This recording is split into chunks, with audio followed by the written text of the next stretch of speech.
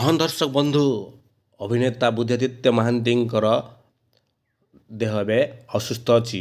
ସେ କଟକର ଏକ ଘରୋଇ ମେଡ଼ିକାଲରେ ଚିକିତ୍ସିତ ହେଉଛନ୍ତି ବୋଲି ସୋସିଆଲ ମିଡ଼ିଆରେ ଭିଡ଼ିଓଟି ବହୁତ ଭାଇରାଲ ହେଉଛି ଏବଂ ଏ ଖବର ଶୁଣି ଅଲିଉଡ଼ ଜଗତର ଆକ୍ଟ୍ରେସ୍ ମାନେ ଏବେ ବୁଦ୍ଧାଦିତ୍ୟ ମହାନ୍ତିକୁ ଦେଖିବା ପାଇଁ କଟକର ଘରୋଇ ମେଡ଼ିକାଲକୁ ଯାଉଛନ୍ତି।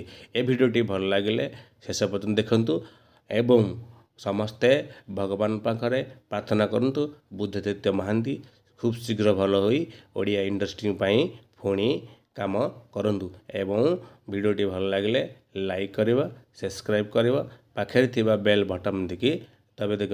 ହଁ ଦର୍ଶକ ବନ୍ଧୁ, ବଲିଉଡ଼ର ସୁପରଷ୍ଟାର ବୁଦ୍ଧାଦିତ୍ୟ ମହାନ୍ତି ଏବେ ବହୁତ ଅସୁସ୍ଥ ଅଛନ୍ତି ବୋଲି ସୋସିଆଲ ମିଡ଼ିଆରେ ଭିଡ଼ିଓଟି ଭାଇରାଲ ହେଉଛି।